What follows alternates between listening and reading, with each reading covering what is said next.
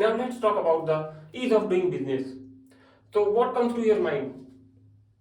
What is the perception that has been made by the government into your mind when, like, what comes to your mind when uh, you hear the word ease of doing business? There has been an improvement in the ranking of ease of doing business. Thus, the country is doing good. This is what comes to your mind when you hear the word that there has been an increase in the ranking of, there has been an improvement in the ranking of ease of doing business. So that does that mean the country is doing good? That these things come to your mind.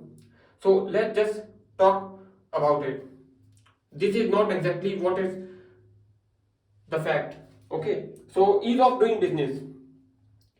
So first I would like to tell you that, okay, let's give you an example, just a small example. We will talk about the dairy industry. Now before I talk about that, I would like to give you the information that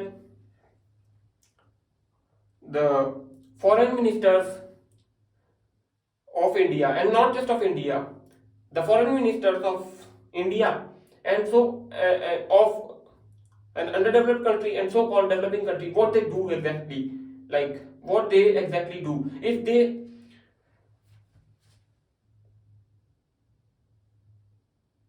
do nothing, yes.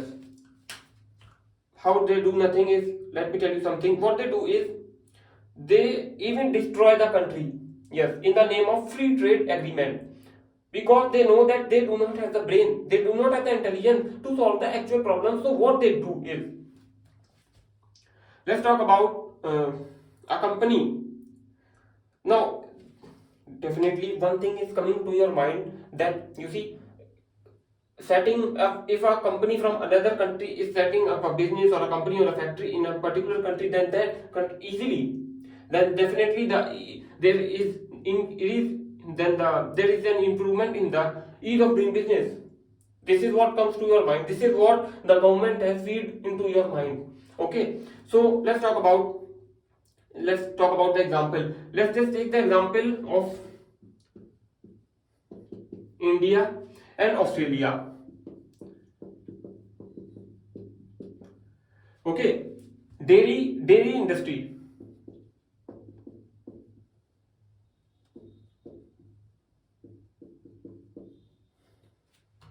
It is dairy. So dairy, what is the example of spelling of dairy? Like DAIRY. See, light has gone. Light has gone. So, and this is 2023, and India is claiming that by the end of 2047, it's gonna become a developed country. Now light has gone. Like, can you imagine? Like, it's 2023, it is happening.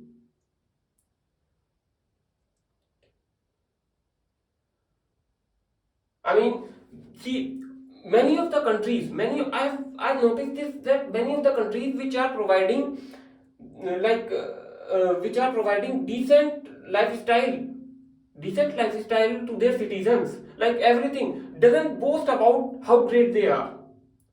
You see, like take the example of these countries like Switzerland, Luxembourg, which is like heaven on earth.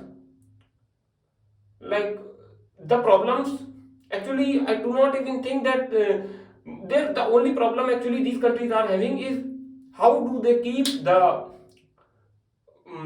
people who are crazy about migrating these countries into these countries, how do they stop this migration? The only challenges for them, for these countries, is this. Otherwise they are doing very great. But have you ever seen that these countries are boasting about how great they are? Never. Actually, if you look at um, the speech of the politicians there, they speak total facts. Like, they do not even address their citizens like brothers and sisters, and they are very professional. But if you see that the drama which happens in the countries in underdeveloped and so-called developing countries, like these politicians keep on when they address the common population, they use these words like brothers and sisters, and the and everything, like how they are a part of the family, and how in even in the name of part of the family, how they are making the lives of the common people hell. Like you see, this is a part of drama. You see, this is like hypocrisy. Okay, so you must be understanding that why I'm talking about this. You see, it is 2023 and still the situation of electricity in our country is like this, which is claiming itself that this is this country's century.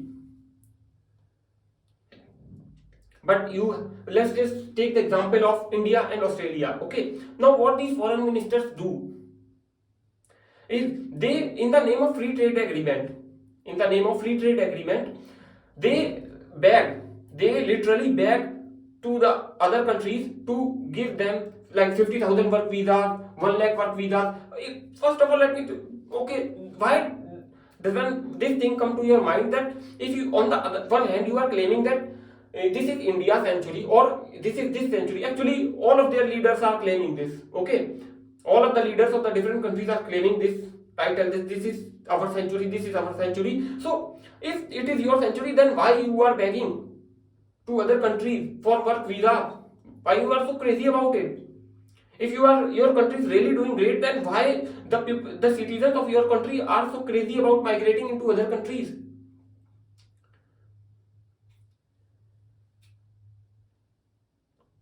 So let's just say the perception which the government has made into your mind is that when a industry from one country goes to other country with ease, then it is considered to be good, like in improvement in the ranking of ease of doing business. But is it good for the country?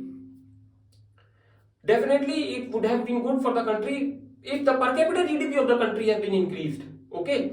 Now, if you take the example of China, China has also allowed the industries like from other countries to set up in their own countries, but they have also made laws, certain laws. That is why the per capita GDP of China is what it is today. But the government of India doesn't want that its citizens get rich or have even be able to solve certain basic, have even that kind of money so that they do not have to depend on government for basic facilities. Like the government is giving freebies like free food, free this and free and that, and even they are claiming like they are giving free ration to free food to 80 crore people, and then also they are claiming that how great they are doing. Like 80 crore people are dependent on government for food, basic food. Then also they are claiming that how good they are, like this is this century and that century. So my point now, let's coming, you see, the thing is that it's very interconnected, everything is very interconnected, but I will not deviate from the main point, so I will discuss it. So India and Australia, okay, let's just assume if in the name of free trade agreement the foreign minister has successfully signed a deal that okay, we will give you, Australia will say that we will give you 50,000 work visas, and in return we want to enter into the dairy market. Okay, now let's just say that out of let's just say that in India there are 10 companies. There are 10 companies in India, okay, which are making dairy products. Now we all know that how the quality checks in India are, how the parameters in India are. Like literally, people are studying 15 to 18 hours a day to get a government job and then take bribes and not doing anything and whatever. Okay, so we all know, like everybody knows. Now, even if let's just say two companies are patriotic and 8 are corrupt. Okay, if these now, who would believe these two patriotic companies? The customer, you see, the Australian dairy products would also be like expensive. So the rich person, like everybody knows that there are no quality checks. Now even if the company in India, these two companies are patriotic, let's assume these are patriotic and doing good work, like they are not involved in any kind of food adulteration. Now, but there is a perception in India, that there is a lot of food adulteration. Now if a customer in India will find a dairy product from Australia and India, now which dairy product that person would choose? Definitely a product from Australia. Okay. Now, but you said, now let me, how this ease of doing business, this improvement in the ease of doing business is making a country developed. How it is making a country developed? Like how it is good, which is feed into your mind. Ease of doing business. Yes, tell me how it is good for a country.